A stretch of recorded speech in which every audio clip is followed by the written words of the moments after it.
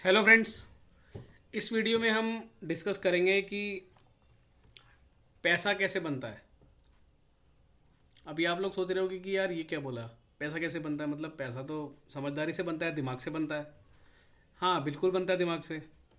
लेकिन अगर आपका चाहत नहीं है, अगर आप दिल से नहीं सोचते हो और आप उस चीज़ के ऊपर दिल नहीं लगाते हो, तो आपका पैसा नहीं बनेगा, चाहे आप कितने भी बड़े जीनियस हो। सो इस बारे में इस वीडियो में हम बात करेंगे। और बात करेंगे कि कुछ ऐसी चीज़ें हैं जो इस चैनल पे आप लोगों को फ्री में अवेलेबल की करा दी गई हैं, बहुत पहले से करा दी गई हैं। लेकिन उसके बावजूद भी कुछ लोग हैं जो पैसा बना पा रहे हैं, कुछ लोग हैं जो नहीं बना पा रहे हैं। उनमें बीच में डिफरेंस क्या है उसकी बात करेंगे। और एग्जांपल्स देखेंगे, कुछ अभी रिसेंट के एग्जांपल देखेंगे, लास्ट एक से दो महीने के, ज़्यादा पीछे नहीं जाएंगे। लास्ट एक दो महीने के एग्जांपल देखेंगे कि जो चीज़ आपको इस चैनल पे बताई गई है, जो स्ट्रैटेजीज़ यहाँ पर हमने डिस्कस करी हैं बिल्कुल फ्री में, क्या उन चीज़ों को यूज़ करके पैसा बन सकता था? अगर आप दिल से उन चीज़ों को अडेप्ट करते और उन पे अपना पूरा फोकस लगाते, पूरा दिल लगाते, तो क्या आप पैसा बना सकते थे, नहीं बना सकते थे? ऐसे कुछ चीज़ें अपन इस वीडियो में देखेंगे। चलते हैं सीधा चार्ट के ऊपर। अभी मैं आपको कुछ ऐसे एग्जांपल्स दिखाऊंगा, कुछ ऐसे चार्ट्स दिखाऊंगा। आप लोगों को याद होगा हमने 13D स्ट्रेटजीज़ की बात की थी, जिसमें हम लोगों ने आरएस को यूज़ किया था और हमने बात की थी कि अगर डेली टाइम फ्रेम पे आरएस ऊपर है और आर्ली पे जब भी ऊपर आ रहा होता है, यानी कि ऊपर मतलब जीरो लाइन से ऊपर आ रहा होता है, तो वहाँ पर अगर आप काम करते हो तो वहाँ पे आपको अच्छे रिवॉर्ड मिलते हैं। ऐसे ही हमने बात करी थी, वीकली टाइम फ्रेम की बात करी थी। अगर वीकली टाइम फ्रेम पे कोई भी आरएस जो है पॉजिटिव है और 3 आवर पे अगर वो ऊपर आ रहा है तो उसमें रिजल्ट मिलते हैं। उसके अलावा हमने बात करी थी अपनी रिसेंटली, अभी एक वीडियो में बात करी थी 50 EMA की, कि अगर 50 EMA पे कोई कैंडल, रेड कैंडल है फॉर एग्जांपल, वो नीचे की तरफ क्रॉस करती है और उसके बाद में अगर कोई ग्रीन कैंडल उस रेड कैंडल के हाई के ऊपर निकल जाती है, तो वहाँ से बड़ा अच्छा रिवॉर्ड मिलता है। तो इस वीडियो के अंदर में हम सिर्फ अभी 13D की बात करेंगे। 13D स्ट्रैटेजीज़ के ऊपर में अभी रिसेंट पास्ट में पिछले एक से दो महीने में कितने स्टॉक्स ऐसे आए हैं, उसमें से कुछ कुछ रिसेंटली एग्जांपल देखेंगे। मतलब ऐसे तो बहुत सारे स्टॉक्स हैं, अगर मैं सारे लेकर के बैठूंगा तो कम से कम ये वीडियो 2 घंटे से ज़्यादा की हो जाएगी। लेकिन कुछ एग्जांपल अभी हम देखेंगे और देखेंगे कि अगर आपने सिर्फ सिर्फ उसी स्ट्रेटजी के ऊपर अगर दिल लगाया होता, दिल से चाहत की होती, दिल से चाहते अगर उस पर काम करना, तो आप पैसा बना सकते थे या नहीं बना सकते थे। तो चलते हैं एक बारी कुछ एग्जांपल्स देखते हैं। पहला एग्जांपल आप लोगों के सामने है एक्शन कंस्ट्रक्शन। अगर मैं इसको आप 1 आवर पे लेकर जाऊँ, तो 1 आवर के टाइम फ्रेम पे अगर आप देखो, यहाँ से इसका आरएस पॉजिटिव हुआ था अभी रिसेंटली जनवरी में, 3 जनवरी को। और उस समय प्राइस था लगभग 900 के आसपास। और अगर आप डेली टाइम फ्रेम पे आओगे, तो डेली टाइम फ्रेम पे अभी रिसेंटली जनवरी के स्टार्टिंग में हम यहाँ पर थे और 900 से लेकर के स्टॉक ऑलरेडी 1100 यानी 1100 1200 तक ऑलरेडी जा चुका है। यानी 900 के स्टॉक्स में आपको 300 का अप्रिसिएशन मिल चुका है। इट मीन्स कि 30% का रिटर्न आप बना चुके हो लगभग एक से डेढ़ महीने के अंदर में। आगे चलते हैं। उसके अलावा एक और स्टॉक देखते हैं, अजमेरा रियल्टी। 1 आवर के टाइम फ्रेम पे आते हैं। 1 आवर के टाइम फ्रेम पे यहाँ से इसका आरएस पॉजिटिव हुआ और उस समय आप प्राइस देखोगे, और इवन जो चीज़ें वहाँ पे वीडियो में डिस्कस की थी, सिर्फ वही चीज़ें बता रहा हूँ। जो प्राइस था बिल्कुल अभी यहाँ से ईएमए को एक्सपेंड करके निकल रहा था बाहर, 400 450 460 के जोन में था। और आज की डेट में प्राइस आपके सामने है, वहाँ से 700 800 पे हम लोग आ चुके हैं।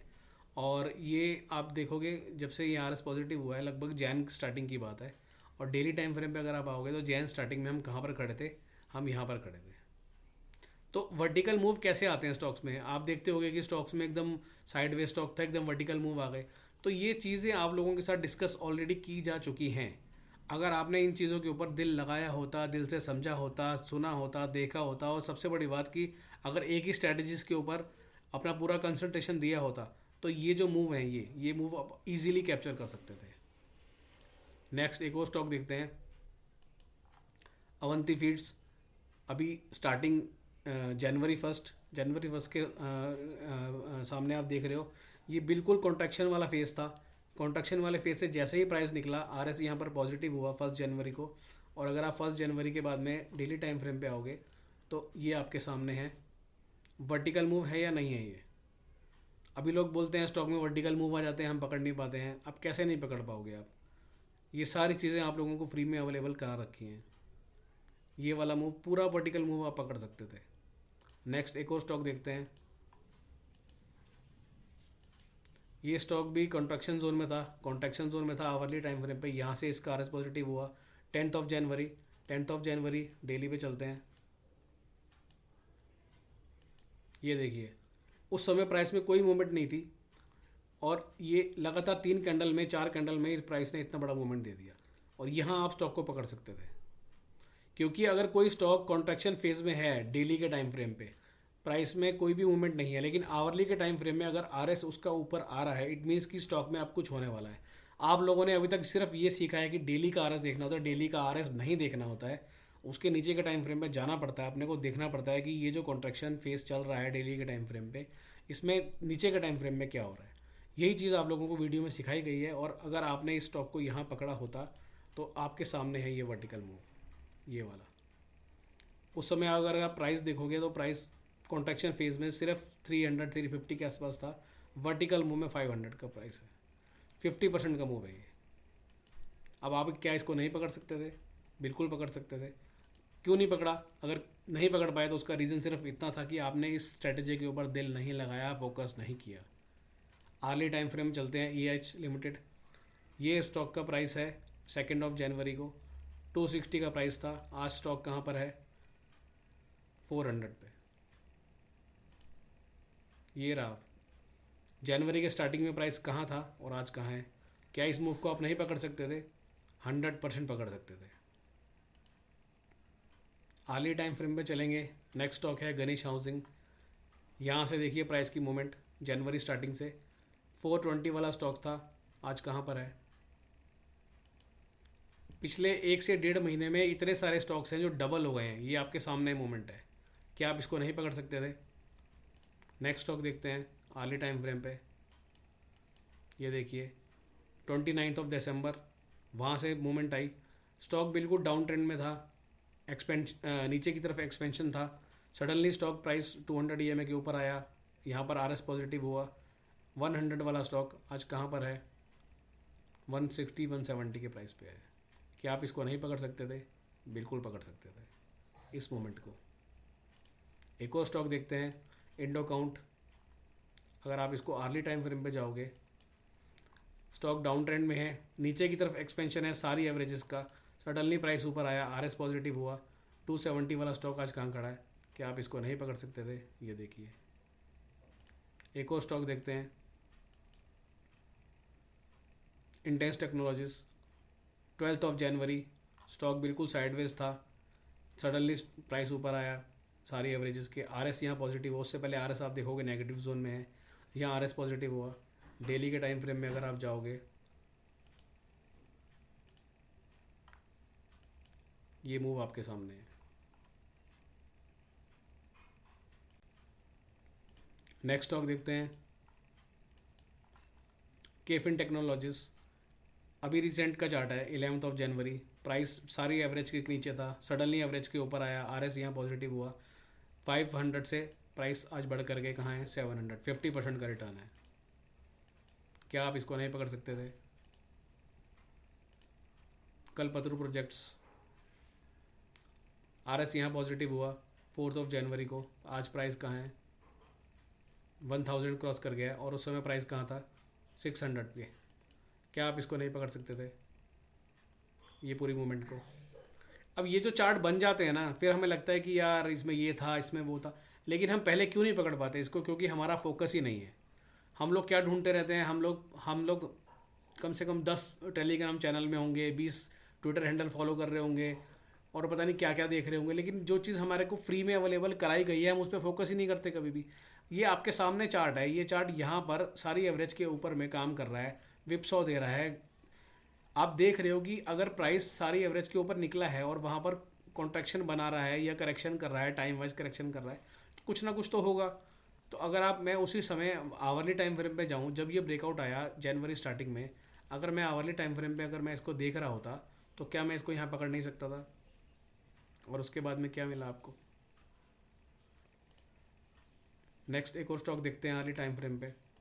ये स्टॉक कितने समय से कॉन्ट्रैक्शन में था, सडनली ये आरएस पॉजिटिव हुआ, क्या प्राइस था 150, आज कहाँ पर है, उसके बाद 150 के बाद में स्टॉक कहाँ गया,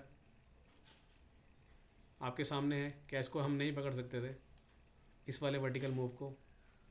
क्योंकि ये आप लोगों को पता है कि जब भी प्राइस इस तरह के कॉन्ट्रैक्शन में जाएगा उसके बाद एक्सपेंशन तो होना ही है। तो उसके बाद अपने को क्या करना है, आप लोगों को सिखाया गया था, आवली टाइम फ्रेम पे जाना है, एनसीसी।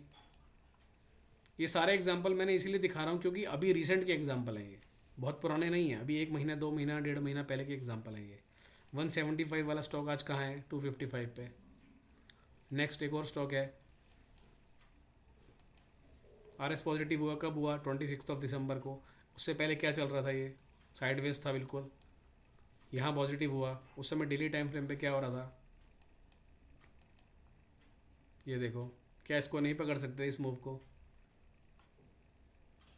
जब वो कैंडल बन जाती है ना 20% की, 10% की, तो हमें दिखता है कि हाँ स्टॉक बढ़ गया। अरे आप उसको पहले उससे पकड़ सकते थे सर। सैल्जर इलेक्ट्रॉनिक्स को देखिए आप, ये मूवमेंट इसको नहीं कैच कर सकते थे क्या? सिगाची इंडस्ट्रीज स्टॉक यहाँ से पूरा साइडवेज था, साइडवेज होने के बाद में इसने यहाँ से आरएस पॉजिटिव किया 1 जनवरी से। 1 जनवरी में क्या इसको यहाँ नहीं पकड़ सकते थे? जब आपको पता है कि स्टॉक डेली के टाइम फ्रेम में ऑलरेडी अप ट्रेंड में चल रहा है और आर्ली पे अभी जस्ट पॉजिटिव हो रहा है, तो उसको कैसे नहीं पकड़ेंगे? अगर आपने ऐसे स्टॉक को मिस कर दिया तो फिर कोई मतलब नहीं है काम करने का। अब ये स्टॉक यहाँ से आरएस पॉजिटिव था डेली के टाइम फ्रेम में, अप ट्रेंड में आया, अप ट्रेंड में आने के बाद में ये वाला टाइम था जनवरी वाला, ये पूरे कॉन्ट्रैक्शन के बाद में 1 जनवरी, और 1 जनवरी को अगर मैं आर्ली पे जाऊँगा तो क्या इसको यहाँ नहीं पकड़ सकते थे? एसएमसी ग्लोबल, ये देखिए, ये पूरा कॉन्ट्रैक्शन वाले फेज़ में ही अगर आरएस पॉजिटिव हो गया है, इसका मतलब स्टॉक कहाँ जाने वाला है? अगर इस मोमेंट के पास में ही जब कॉन्ट्रैक्शन है, एक्सपेंशन नहीं है, वहीं आरएस पॉजिटिव हो गया है जनवरी 20 के आसपास, तो उसके बाद प्राइस कहाँ जाएगा? ये रहा आपका 20 जनवरी। और आप ये देखो कि स्टॉक डेली टाइम फ्रेम में ऑलरेडी अप ट्रेंड में है, हायर टॉप हायर बॉटम बन रहे हैं। हायर टॉप हायर बॉटम अगर डेली टाइम फ्रेम पे बन रहे हैं, तो आवली के टाइम फ्रेम में अगर आपको सिग्नल मिलेगा तो आप उसको बाय करोगे या नहीं करोगे? उसके बाद प्राइस कहाँ गया?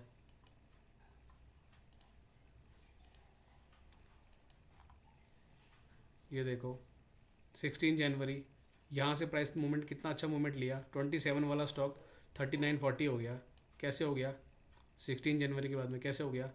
डेली टाइम फ्रेम में एक्सपेंशन है या नहीं है, स्टॉक अप ट्रेंड में है या नहीं है, तो क्या हम इसको यहाँ नहीं पकड़ सकते थे? सुप्रीम पेट्रो आर्ली के टाइम फ्रेम में 25 जनवरी डेली टाइम फ्रेम पे स्टॉक एक्सपेंशन में था या नहीं था? 25 जनवरी में कहाँ था प्राइस? क्या इसको हम नहीं पकड़ सकते थे? ये मोमेंट आने से पहले आप स्टॉक को पकड़ सकते हो, लेकिन ध्यान होना चाहिए ना, पता होना चाहिए कि हमारे को कुछ चीज़ें ऐसी किसी ने दी है, दे रखी हैं ऑलरेडी। ये देखो आर्ली पे आरएस पॉजिटिव आया 9 जनवरी को, क्या इस मोमेंट को हम नहीं पकड़ सकते थे? 96 वाला स्टॉक 170 हो गया।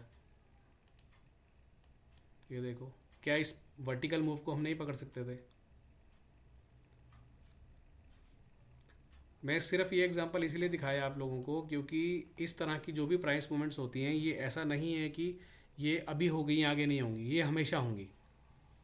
जब ये स्ट्रैटेजी का वीडियो अपलोड किया था यूट्यूब पे, तब भी ये ऐसे एग्जांपल्स थे, अभी भी हैं, आने वाले समय भी होंगे।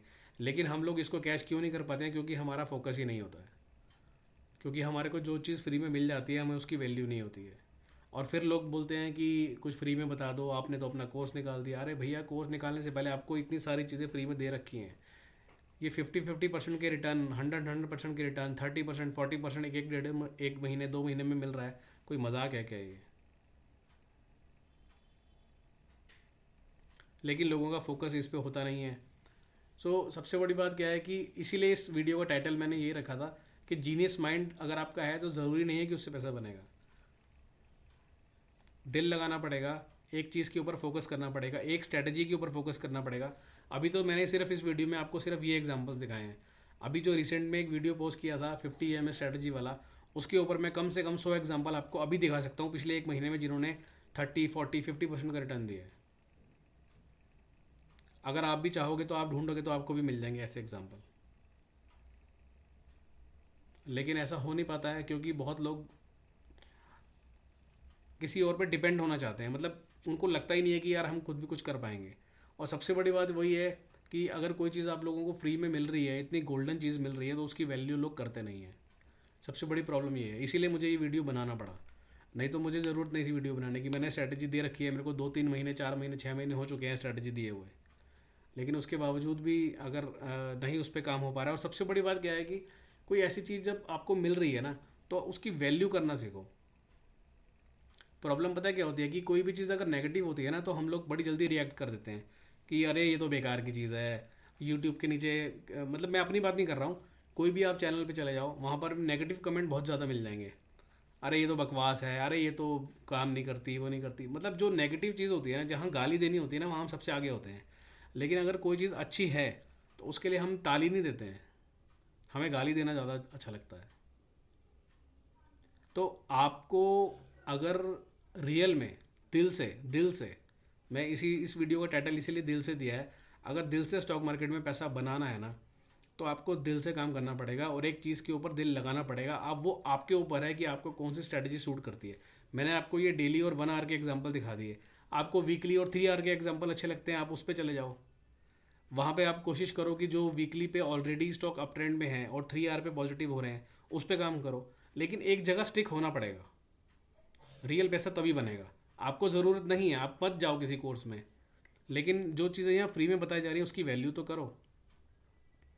इतनी फैंटेस्टिक चीज़ बताई जा रही है, और जब मैं जा कर के देखता हूँ तो मतलब लोगों को 1 सेकंड का टाइम लगता है एक वीडियो को लाइक करने में।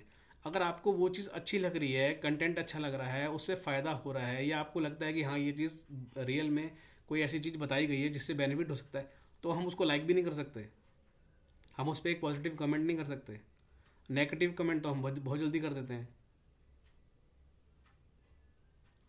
ये जो चीज़ें होती है ना, आप मतलब हम इन चीज़ों को सीरियसली लेते नहीं हैं, लेकिन ये सारी चीज़ें बहुत ज़्यादा हमारी लाइफ के ऊपर रिएक्ट करती हैं। अगर कोई चीज़ हमारे को मिल गई है बिना कोई एफर्ट किए, यानी कि जैसे अभी यूट्यूब पे कोई वीडियो देखी आपने, किसी की भी देखी हो, और आपको उससे कुछ फ़ायदा हुआ, आपको लगा कि हाँ ये जेन्युइन कंटेंट है और इससे फ़ायदा हो सकता है, तो अगर आपने उसको लाइक नहीं किया ना, तो फिर वो आपके ऊपर नेगेटिव जाएगा, क्योंकि आपने एक अच्छी चीज़ को अप्रिशिएट नहीं किया। तो थोड़ा सा अपना बिहेवियर अगर हम चेंज करें, हमें जो चीज़ अच्छी लग रही है हम उसको बोलें कि हाँ हमारे हमारे को ये चीज़ अच्छी लगी है। हम कमेंट कर सकते हैं, अगर हम कमेंट भी नहीं कर सकते, एटलीस्ट एक लाइक का बटन दबाने में क्या क्या जाता है, हम वो भी नहीं करते हैं। और सबसे बड़ी बात क्या है कि इतना हैवी कंटेंट, इतना बढ़िया कंटेंट, इतना जो चीज़ें एप्लीकेबल हैं, जो दिख रहा है लाइव मार्केट में होते हुए, अगर उस कंटेंट को भी हम वैल्यू नहीं देंगे, हम लोगों के साथ शेयर नहीं करेंगे, तो ये हमारी मिस्टेक है। क्योंकि आप लोगों को तो ये चीज़ मिल गई है, ऐसे बहुत से लोग हैं जिन लोगों को ऐसी चीज़ नहीं मिली होगी। हो सकता है कि कोई ऐसा इंसान हो जिसको इस चीज़ की ज़रूरत हो, और अगर आपने उसको शेयर नहीं करा और आपने आगे नहीं पहुंचाई उन लोगों तक, तो उसका नेगेटिव इम्पैक्ट हमारे ऊपर आएगा ना। यही कारण होता है फोकस का। अगर हमारा चीज़ एक एक चीज़ पे अगर हमारा फोकस नहीं जा रहा है ना, तो उसका कारण यही है कि हम उस चीज़ को अप्रिशिएट दिल से कर नहीं रहे हैं। आप दिल से किसी चीज़ को, अच्छी चीज़ को अप्रिशिएट करो। अगर आपके काम की नहीं है तो मत करो। मैं ये नहीं कह रहा हूँ कि आप यूट्यूब पे हज़ारों वीडियो पड़ी है सबको लाइक करो, मत करो। लेकिन कोई चीज़, अगर कोई कंटेंट आपको लग रहा है कि ये आपके काम का है, तो उसको एटलीस्ट लाइक तो कर सकते हैं अपन, उसमें क्या चला जाएगा। तो ये बहुत छोटी छोटी बातें होती हैं, इसको थोड़ा सा अगर हम पॉजिटिव वे में लें, थोड़ा सा समझें बातों को कि हाँ देखो इतनी अच्छी चीज़ हमारे को मिली हुई है, और उसको अगर हम एक सिर्फ सिर्फ अप्रिशिएट नहीं कर रहे हैं, किस कारण से, कि हमारे अंदर कोई मतलब आलस है, या चलो ठीक है यार किसी ने डाल दी हमने देख ली, तो अगर आपने उसको वैल्यू नहीं दी ना, तो वो कभी भी आपको वैल्यू नहीं देगी। आप ये समझो कि मतलब ये प्रकृति का नियम है कि अगर आपने किसी चीज़ को वैल्यू नहीं दी तो वो आपको वैल्यू नहीं देगी। अगर आपने समय को वैल्यू नहीं दी है तो समय आपको कभी वैल्यू नहीं देगा। अगर आपने अपने बॉडी को वैल्यू नहीं दी, आपकी बॉडी आपको वैल्यू नहीं देगी। अगर आपने अपने अपने रिलेशन में किसी को वैल्यू नहीं दिया तो वो भी आपको वैल्यू नहीं देगा। ये प्रकृति का नियम है। तो इन चीज़ों को समझो, अच्छी चीज़ें हैं, अच्छी चीज़ें मिल रही हैं, उनको रिस्पेक्ट करो, पॉजिटिव वे में लो, और उनसे बेनिफिट उठाने की कोशिश करो। और बेनिफिट तभी उठा पाओगे जब आप उनको दिल से प्रेम करोगे। तो इसीलिए दिल का कॉन्सेप्ट बहुत ज़रूरी है, ना सिर्फ स्टॉक मार्केट में, हर जगह पे। अच्छी चीज़ों को अप्रिशिएट करना बहुत ज़रूरी है। ठीक है, तो बस मैं यही कहना चाह रहा था, और आगे भी और वीडियो बनाऊंगा। जितनी भी चीज़ें यहाँ सिखाई गई हैं, चाहे वो बीमार आदमी वाला, इस स्वस्थ आदमी वाली वीडियो बनाई थी, एक बहुत अच्छी सीरीज़ थी वो भी, उसमें भी लोगों का रिस्पांस नहीं मिला। मेरे को बड़ा दुख होता है कि लोगों को और क्या चाहिए, मतलब और इससे अच्छी चीज़ और क्या चाहिए। तो उसके ऊपर एग्जांपल दिखाऊंगा बहुत सारे। 50 EMA स्ट्रेटजी जो अभी बनाई है उसके ऊपर एग्जांपल दिखाऊंगा बहुत सारे। ताली देना या गाली देना आपके हाथ में है। ताली दोगे तो ताली मिलेगी, गाली दोगे तो गाली मिलेगी, क्योंकि हम जो देते हैं वही हमें वापस जो है लौट के मिलता है। ये प्रकृति का नियम है। अच्छी चीज़ कोई लग रही है तो अप्रिशिएट करना चाहिए, कोई ख़राब चीज़ लग रही है तो उसको अप्रिशिएट करो या मत करो, लेकिन उसको भी हमें गाली नहीं देनी है। अगर आपने किसी की भी वीडियो देखी यूट्यूब पे और अब आपको लगा कि यार ये फालतू की चीज़ है, इससे आपको कोई फ़ायदा नहीं होने वाला है, तो उसको कमेंट में जाकर ये मत लिखो कि ये बेकार चीज़ है, क्योंकि आपने जो दिया सामने वाले को वही लौट के आपके पास आने वाला है। ये ध्यान रखना, ये बहुत बड़ी बात है। लेकिन अब जो लोग इस चीज़ को समझेंगे वो ठीक है। कोई चीज़ अच्छी नहीं लगी है, मैं ये बार बार बोल रहा हूँ, अगर कोई चीज़ अच्छी नहीं लगी है किसी की भी, तो उसको कभी भी, इवन सिर्फ वीडियोस में नहीं, नॉर्मल लाइफ में भी, तो कभी भी ये मत बोलो कि यार ये बेकार था। क्योंकि आपने अगर बेकार बोल दिया, इसका मतलब आप उसकी वैल्यू नहीं कर रहे हो। और अगर आप उसकी वैल्यू नहीं कर रहे हो, आप सामने वाले को बेकार बोल रहे हो, तो आपको भी कुछ ना कुछ बेकार मिलने वाला है। आप लेट इट भी कर दो। आप ये बोल दो कि हाँ ठीक है यार, कोई बात नहीं, ठीक था, पर इससे बेटर हो सकता था। लेकिन कभी भी किसी को नेगेटिव कमेंट नहीं करना चाहिए अपने को। ठीक है, और पॉजिटिव तो जितना दोगे उतना ज़्यादा लौट करके वापस आएगा। पॉजिटिविटी फैलाने से बढ़ती है और नेगेटिविटी भी फैलाने से बढ़ती है। तो अब आपके हाथ में है, आपको पॉजिटिविटी बढ़ानी है या नेगेटिविटी बढ़ानी है, वो आपके हाथ में है। ठीक है जी, चलो ओके, थैंक यू। मिलेंगे नेक्स्ट वीडियो में। और इसके बाद मैं, जैसे मैंने बोला, 50 EMA वाली स्ट्रेटजी के ऊपर बहुत सारे एग्जांपल दिखाऊंगा। अभी रिसेंट के दिखाऊंगा, पिछले 1 डेढ़ महीने में जिन स्टॉक्स ने बहुत अच्छे रिटर्न दिए हैं। फिर आपको लगेगा कि हाँ, एक चीज़ पे फोकस करना चाहिए। अब आपके ऊपर है, आपको किस पे फोकस करना है। आपको 13D पे फोकस करना है, आपको WD3 पे फोकस करना है, आपको 50 EMA स्ट्रेटजी पे फोकस करना है, आपको स्वस्थ आदमी, बीमार आदमी वाली स्ट्रेटजी है उस पर फोकस करना है। वो आपके हाथ में है। जितना अच्छा दिल लगाओगे, जितना अच्छा दिल से काम करोगे, चाहोगे कि हाँ मेरे को कुछ करना है, यहाँ से पैसे निकालने हैं, पैसे ज़रूर बनेंगे, बस आपको अपने दिल को लगाना पड़ेगा एक जगह पर। ठीक है जी, चलिए okay, thank you, bye bye, मिलेंगे नेक्स्ट वीडियो में।